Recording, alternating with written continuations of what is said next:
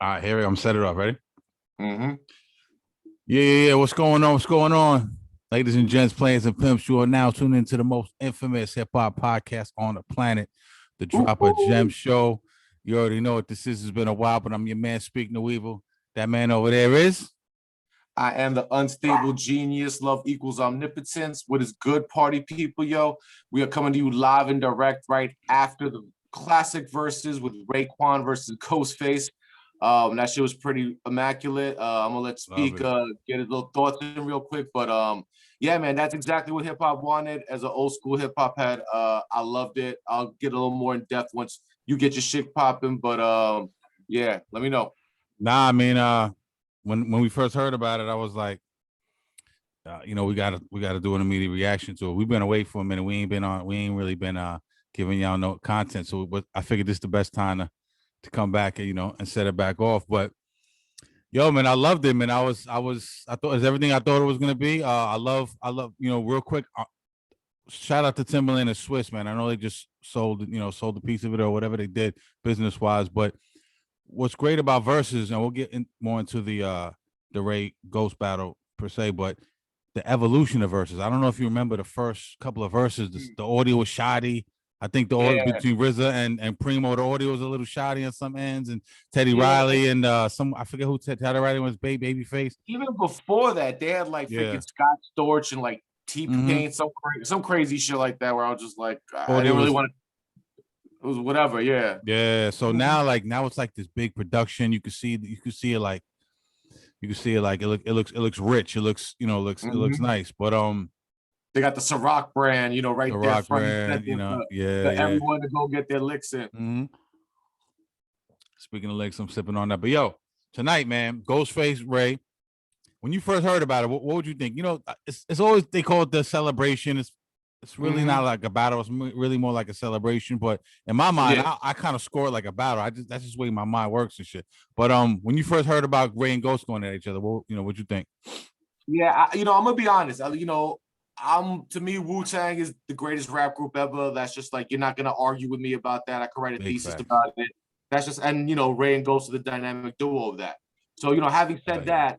Like, like I told my wife, I was like, it's cool. I'm not really excited about it because I could do my own greatest hits playlist of Ray and Ghost and it would be crazy. Yeah.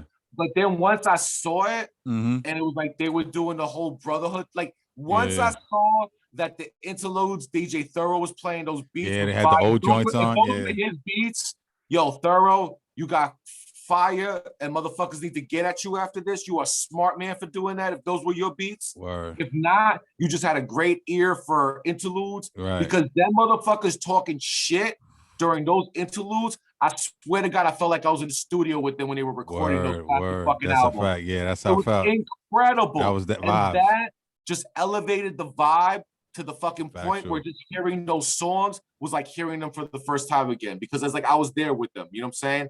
But definitely the camaraderie and them like spewing their tales and whatnot, that just made it even more amazing to me. And that's what really set the tone for the whole evening, you know what I'm saying? And then the guest appearances between fucking Deck and Kappa, like and Young Dirty Bastard, like that was just, and RZA there just to show love. That was just, classic shit right there. So yo, this nigga Capadonna chain stole the whole fucking show, my nigga. I was like, yo, you seen that motherfucking chain? That shit like a big fucking dinner plate. That was like Mario Brothers. I was like, he had to get on his Slick Rick shit. That shit was crazy. But yo, on the aesthetics too, I mentioned that. Ghost, did you peep? Ghost came out with the red Wileys on, dog. You peep game on it? Yo, that was so. I hit him with the cream. Remember what he said? The cream and diamond bolt. Remember that shit that he did on the purple tape? Yes, sir. You gotta flip it on niggas and shit. So he threw the red Wileys on. And people pulled out that jacket, that coat. You know what I'm saying? Yeah, came back with the New York shit on or whatever. But what joints stood out too? Like what joints they gave you that feeling like, oh shit, like took you back to that place, you know what I'm saying? Yo, that Glaciers of Ice, when they played that was incredible. Fucking Rich and Black, because I feel like, you know what I'm saying? Like I feel like, because we were both talking about it. We thought Nas was gonna come out of nowhere and it was just gonna kill the whole fucking night, and this shit was gonna just shut down, and the internet was gonna go viral. You know what I'm saying? One. But no, like, and I also feel like, people talk about Cuban Links 1, 2. I feel like Shaolin versus Wu-Tang is a very underrated album in Raekwon's discography. And I personally love the album. I think there's many classic songs on it, and it doesn't get enough credit. So when he played that, when he did the Dilla joint, you know what I'm saying, which was the Wu Posse cut, you know what I'm saying? Like those little joints, like I was really, really, really loving them. And then, he did shit like Live from New York from Immobilarity. A lot of people, don't talk fondly about the album, but there are joints like Sneakers from Pete Rock, Live from New York. There are Yayo. I love live. That I was talking to my brother-in-law. Shout out to Scarfo. Shout out to Scarfo. He called me too. I'm on a live. I mean, I'm on the thing. I'm gonna hit you back. But we was talking about the Immobiliari album, man. Like you said, that was a slept on. It didn't get a lot of love or pub, but the joint, the hood with Tiffany Varell, I think her name was on it. That was dope. Yeah, really dope album. Live from New York has got that feel to it, man. That feels like a Mobb Deep classic Wu joint. But that Criminology still ring real heavy though, bro. Yo, Jesus Christ. Oh, after all these years. Oh, how about when Ghost did Mighty Healthy and One? You know what I'm saying? Like those two songs are just like, supercharged. Like, you know what I'm saying? You just like you wanna like just jump outside and just fucking just like punch someone for no reason. You know what I'm saying? What was the joint when it was? I never, and part of me for not knowing this, but what was the joint with the Biggie "I Shot You" into relation or whatever that shit was? Did you hear that shit? Oh, yeah. That was from the Pretty Tony album. That was I think Knots did that. That was the Masquerade. The Masquerade is over. I don't remember that one for some reason. That shit is crazy. That was on the Pretty Tony album. That's one of my favorite joints off of that. Yeah. That shit was crazy. When he did Run. When they did the fucking Jodeci remix, Jodeci, you got stacks like an internet. Oh my god! Yeah, when he did that, I went crazy. I was just like, "Oh wow, okay, we there." And then they did the game at the end. You know what I'm saying? Why we not? Oh yeah, with P and all them niggas on it, and who was it? P? Yeah, exactly. Prodigy, rest in peace. Yeah, that joint. Who else was on that shit? It was just Ray Ghost, P, and fucking, that P Rock verse at the end that no one talks about. That's it. Yeah, you already got to slide that little shit in there, but yo, P, I don't fuck with this nigga P. Nah, but shout out, the God is a legend. I'm not fucking sure. I'm not sharing no one, but the first 3 verses on that song are incredible. I'm just saying, What did you why are we not? Are we ever gonna get to think of Ray? Everyone wants the Nas and AZ album. I would love it. Like I know we've gotten quote unquote Ray and Ghost albums and shit. You do not the Ragu mixtape, and then we had the what about Iron Man? Iron Man, yeah, but an official joint, like other than, you know what I mean? Like, what do you think? You ever gonna get one of those? Why because they're like a group within itself of Wu-Tang almost. Like you know what it is, bro? I don't think they need to at this point. Between the 6 Wu-Tang albums, like 6 of their solo albums, the Wu Massacre joint. Like, the posse cuts they were on for the other members' albums, like, they don't have anything to prove. They got like fucking 100, 150 classics easy. The fuck they got to prove to anyone? They don't got. It's not about proving them. It's about maybe giving us that one official Ray and Ghost album. You know what I mean? Like Ray, like you know what I'm saying? I don't know. I would love to hear I feel what you're saying. Yeah, you want the Ragu where they're on every joint, not just like Vaccine on fucking Bulletproof Wallets. You want them on every single joint together. I get what you're saying. Yeah. You know what I'm saying? I don't know. You know what I'm saying? We might be past that, and listen, they gave us the most amazing shit. This night showed that. I'm good with it. I'm just embracing what they're giving us. If we get Cuban Links 3, if we get Supreme Clientele 2, then I'll be bumping those like I did Extinction Level Event 2. You know what I'm saying? So, if that's what we get, I'm all for it. If we don't get it, I'm just gonna keep listening to the shit we've had so far because they've showed tonight. It's just in my 90s niggas, yeah, no doubt. Yeah, amazing. You think we gotta get Cuban Links 3 would be crazy. What you think of Cuban Links 2? You loving that? You loving that? I loved it. Oh, I love that. Dude, I went into it with the utmost skepticism. You know what I'm saying? Yeah. Because like think about it. Raekwon started so incredible with Cuban Links. Then you got to Immobiliari, it was cool. I forgot the name of the third album, but that album had some joints on it, you know what I'm saying? And it was a while before, you got to Cuban Links 2 and you heard about it for like 10 years. He was signed to fucking Aftermath. Then Busta was executive Didn't he producing. do Like, some shit with like Spelling, like Tori Spelling, Aaron Spelling? He had some shit like dude, yeah, a dude, business deal with him.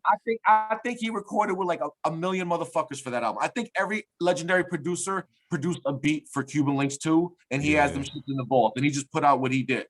But like once it came out and you heard it, I was shocked. I didn't like, you know, it's like the last Tribe album. I didn't think it was that good. Catalina like, came out the box with Catalina. Dude, that shit was amazing. Yeah. Fucking, and then the Jay Dilla shit, which was the posse cut. You know what I'm saying? The shit with Like, Ross was hard. The shit with Rick Ross. The shit with bro, the man, shit with Jim Jones was even hard. That rocking. No, I'm thinking of that was on Shallow versus yeah. But then the fucking shit with the Necro joint. You know what I'm saying, that they played tonight.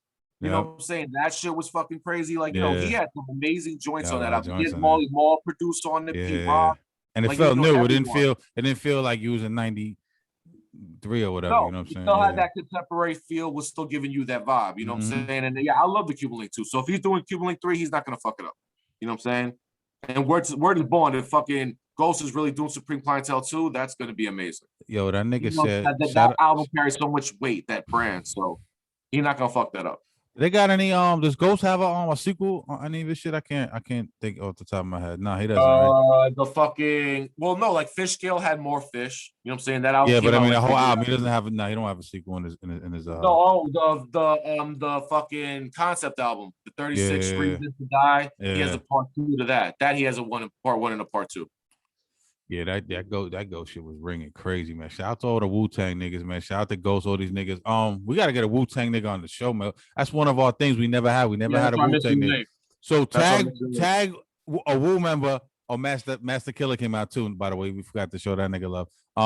Yo, that was such an awesome compliment. Yeah, they paid him. He said, "Yo, Master Killer was the fucking Rakim in our group." You know what I'm saying? And everyone don't talk about that. And he was like, "Yo, he was just our Rakim." You know what I'm saying? And I was like, "Yo, that's fucking." That's a fucking high praise. That's a high praise from fucking Ray. So. Master Killer to me was like kind of like he hung out with Jizza writing rhymes. Like them two niggas came right. Absolutely. I felt like absolutely. That's what it was. He came in through Jizza. You know what I'm saying? Jizza brought him in. Oh, did he? So you know. From Brooklyn. From Brooklyn. Yeah, exactly. That's what brought him in. Yeah. So that you hearing that, the influence, that's absolutely true. You know what I'm saying? And you know, people sleep on him. No Sad Date, I think, is an amazing fucking debut album. And it's just very, very. If you listen to that album, there's so many great joints on it, and you know, it just came out at the wrong time. You know what I'm saying? But I love that shit. Wu was so. Oh, you know what? We did have a Wu nigga. We had Shaheem on there. Shout out to Shaheem. Yeah, word up. Peace to Shaheem. Word up. Yo, from Wu, man, yo, that shit is just, 30 years, what is it, 30 years later, 25 years later, whatever the fuck it is? Bro, we're going at 30 now, 2022. Almost, 28, I think, fucking 30 years. It still brings me back to that place, which is amazing, man. And all the spinoffs, Sons of Man and Killer Army and man, bro. Was Just affiliated them? No, Just wasn't with them, was he? King Just? Yeah, was he with Wu? No, he wasn't. King Just, he was affiliated with Wu. Was he Wu? Okay. Right. Royal Fam. You know what I'm saying? Timbo King. Yeah. That shit, fucking Rubber Bands. Shaheem, like, so many motherfuckers like RNS, Almighty RNS, producer, emcees. You know what I'm saying? Fourth Disciple. Shout out to Fourth Disciple. Law Math, Fourth Disciple is one of my favorite producers and shit too. Yeah, he's incredible. Him and mathematics, motherfucker, and mathematics, like that little Wu element shit. They were crazy. Yo, speaking of Allah Math, he probably not gonna remember this, but my man Smoke from Suffin and Linden, and really Suffin and Inwood, right? Southside. Allah used to live around his way. And when we was like, I want to say we was like 18 and 19 years old, maybe Pot could have been 20. He knew Allah and shit. I just back then I just know who Riz and all the main dudes was and shit. I didn't know like like the they peoples and shit. So he knew Allah. Allah brought us to a Wu-Tang show at the Robert Treat Hotel, bro, in Jersey. There was like 19 people there, bro. I swear to God, there was nobody fucking. Why? I'm not sure, bro. Crazy. What year? What year? This had this. They ended the show with All That I Got Is You, Ghost. So it probably was whatever year that came out. I think that was around the time. Like 96. They dropped the mic and so put them in. Matter of fact, it was 96 Pac that day. Yeah, no doubt. But real quick. What was crazy about that night is that one, I got to see all these niggas up close. I'm standing next to these niggas like 2-3 feet away backstage, right? Right. Seen all of them. RZA, yo, it was like superheroes walking by me. It was crazy. Like RZA, Cap, Meth was there, Ray. But I remember Ghost goes. This is around the time that Ice Cube had that bow down shit.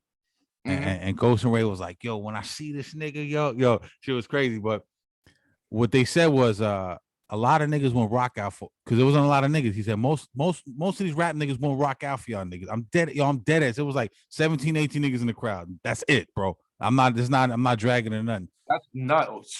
I can't even, it was raining. I can't even fathom that. I swear on everything, I love my kids, bro. I don't know what was going on, but them niggas rocked out for like 3 hours for niggas, my nigga. I promise you this, 20 people. For 20 people. 20 pieces. Ray said most niggas wouldn't even do no, we'd be out. He said we'd be filling stadiums, nigga. Like, and them niggas, I had mad respect for them. After there was some wild shit happened backstage, but nah, I respected that. You know what I'm saying? Them Woo niggas is, I feel good, man. Word up. But yeah, man, it's good to talk to you again, man. We ain't do the drop of gem shit in about it. I want to say almost a year, right?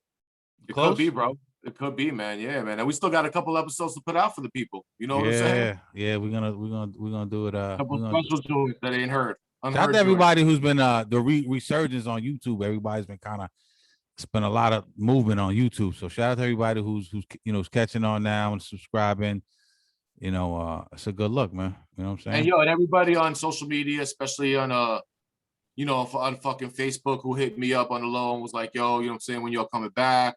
And then, it's cool to fucking, put the picture out, and then on Instagram, see good brothers like Spit Gems show us love, you know what I'm saying, like on the come up. So, that's dope. You know what I'm saying? I and my brother Fortune, shout out to him. You know what I'm saying? Lindsay, that's a true one from Flushtown. Fortune, Spit Gems, no doubt. So, I like that. You know what I'm saying? Gems is a murderer on the mic too. Yeah. He's a beast. He's a fucking beast. Anyone who knows. So, you know what I'm saying? But that's a fucking beautiful thing to see. So, yeah, man, let's just keep it going. And I think this Reagan Go shit was fucking a nice fucking reintroduction and fucking. Let's tap into let's check this out. Let's tap in, because I think people like this type of talk and discourse between just some hip hop. So we got our legendary interviews. We got some more up our sleeve too.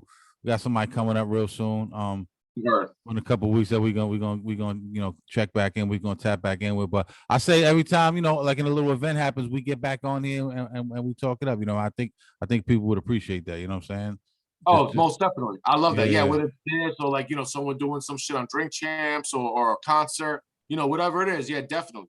We fucking link it up and fucking give our immediate reaction. But shout out to Rain Go, shout out to fucking Timberlands, Swiss versus Ciroc. Because they're just, they're doing it the right way, yo, you know what I'm saying? And they definitely making it an event for people. They're putting it on Saturday nights, where everyone's going to check it out. And, especially during these crazy times, like it's definitely been something that people have checked out and look forward to. And the fact that, even though they go, they're selling the brand, they're going bigger with bigger and better things, they still remember to keep it hip hop and to bring shit out like the Woo, you know what I'm saying? Like they didn't have to do that. And to do that and for 100,000 people to come out and check that shit out tonight, that's a beautiful fucking thing for the culture. As far as I'm selling it, I believe, if I'm not mistaken, I read somewhere a lot of any artist who's ever been on there has some type of shareholder thing, equity in there. Yeah, that's crazy. That's pretty dope. So who would you like to see, man? Before we go, if you could do a versus, man, and I'm not talking about a celebration. I like the celebration. Don't get me wrong, but I want to see a battle, nigga. Like Krs-one been talking extra reckless. Oh, shout out to my man Scarf. Oh yeah, you know what? Let's just get into okay. KRS been talking reckless, my nigga. Yeah, I've heard. Look, I love KRS. I respect him. You know what I'm saying? I'm not gonna take anything away from him, but he says a lot of stupid shit too, just to fucking hear himself talk. Let's be real. He says a lot of fucking KRS, shit.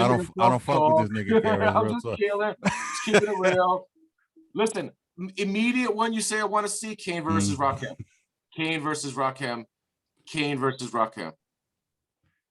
Yeah, Kane versus Rakim. That would be definitely dope. I'm surprised they make that happen already, man. That's like that seems like a no-brainer. Another one, Tribe versus De La. I think everyone will come out the fucking woodwork. Or Tribe versus Outkast. If you can get Tribe versus Outkast, do that. But if you can't, do Tribe versus De La. I think Tribe versus Outkast. I think just the different Oh, I think you get a million region and people, different a sounds. million, right, and a million people, and Tribe influence Outkast. They'll say that. You know what I'm saying? So you get into OGs with the new, like, yeah, that'll be crazy. It'd be amazing if they could pull that off. Yeah, that'll be dope. But I like those. I fuck with KRS. I would like to see KRS. LL. Nah, like I agree with LL on that one. I don't think that really.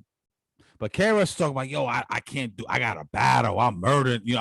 I'm bloodying niggas' grills up. Like he was talking crazy, but has KRS evolved since 1995? I'm not being a dick, but KRS-One is nice. He still rhymes cat, mat, rat, and bat. You know what I'm saying? Nah, I know he don't. You're bugging. You're bugging, son. You're crazy. You're crazy, son. Bro, I can't. You said he rhymes cat, hat, bat, and what? Are you serious? Bro, he hasn't. He hasn't evolved, bro. He hasn't evolved. Sorry, I loved it, bro. I loved the first 7, 8 KRS albums, including BDP, but he hasn't. He hasn't. I got. We probably. Anyone who studies knows. You know what? I'm gonna be controversial right now. I don't give a fuck. Yeah, you're gonna. Listen. Simple Simon with his shit these days, bro. I'm titling this shit. Leo shits on KRS-One. I don't give a shit. Yo, and that's your next show. That nigga pulls up at your next show. And PMD and what's them niggas' names? What them niggas' names is? Who he threw off the stage? PM Dawn. If he PM Dawn you at the next show, you're on your own, my nigga. No doubt. At least I know that now, bro. I'm glad you drew the battle lines. Thank you. I'll be like Clark Kent. I'll set you up like he lined them niggas up or some shit. But I think it was Clark Kent. But I'm not. Yeah, I would like to see. I can't believe you said this shit. I like to see KRS-One. You threw me off with this shit. All right. Look, all right. LL versus Jay-Z. How about that? Nah. Everyone wants Nas versus Jay, which is obvious. But LL versus Jay, that's the career trajectory. Yo, listen. Those are the two guys who came with the hard shit, then did the fucking commercial shit, and did both interchangeably well. That could be a great fucking thing.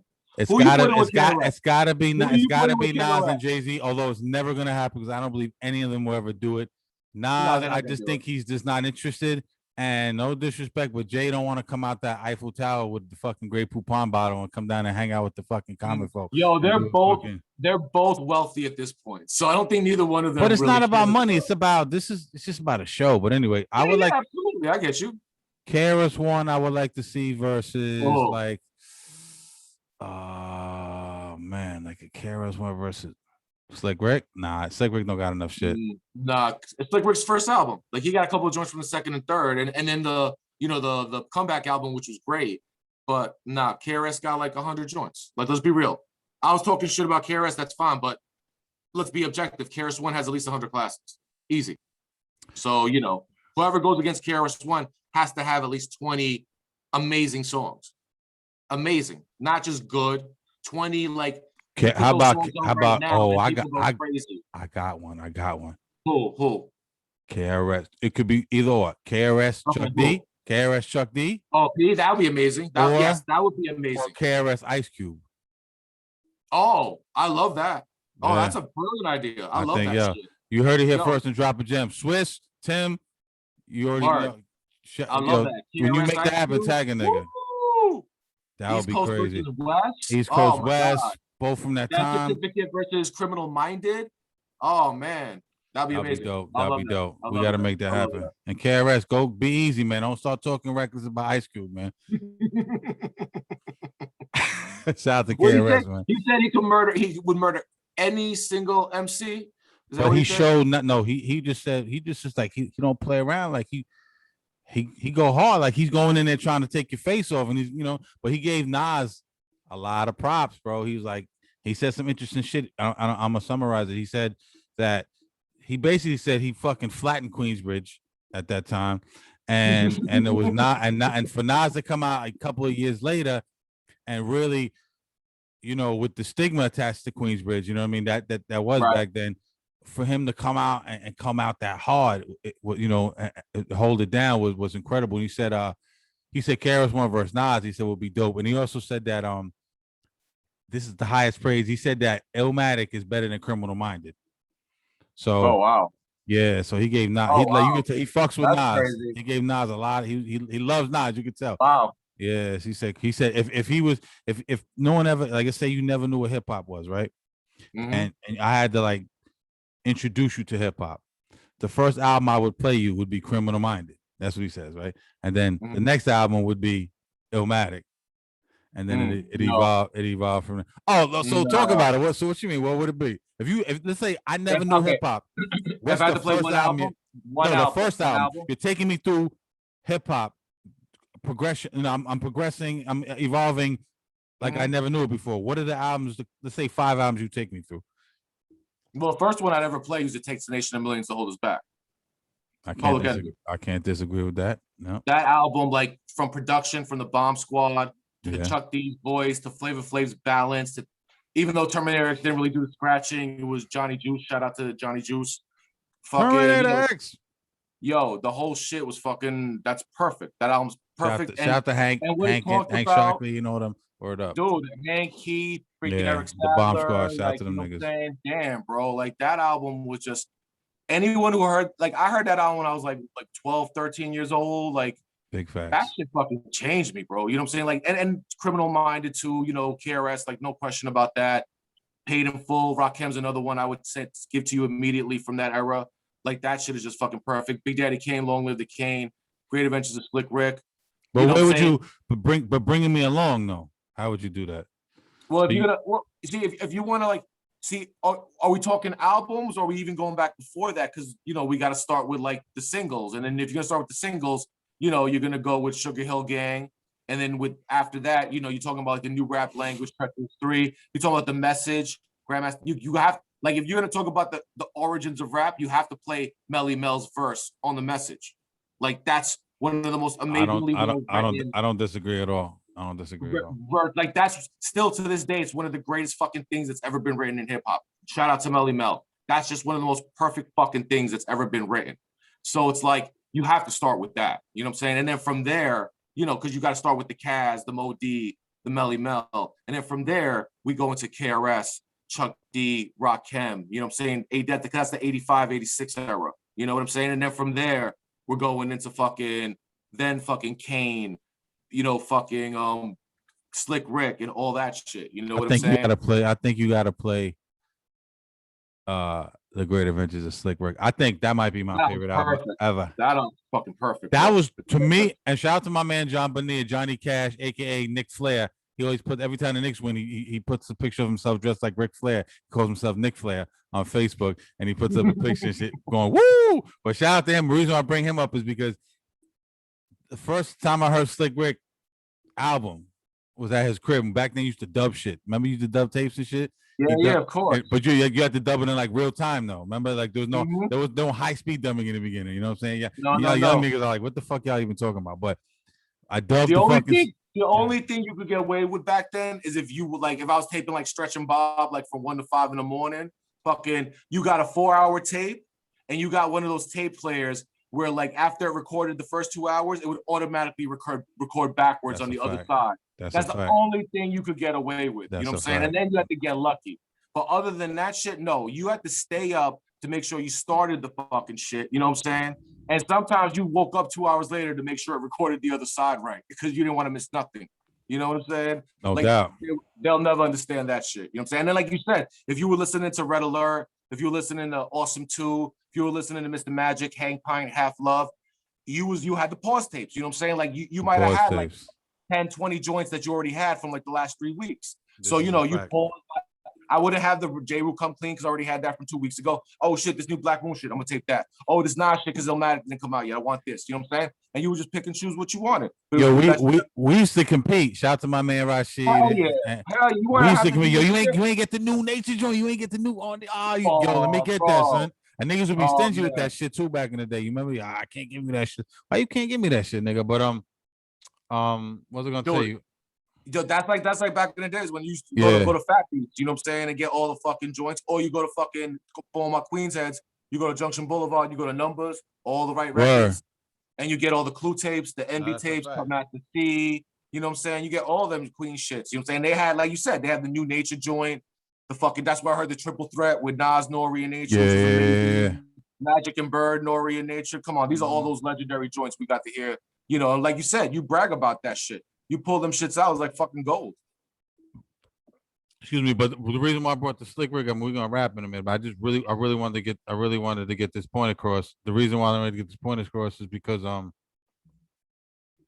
you that was the first album for me I could listen to front to back.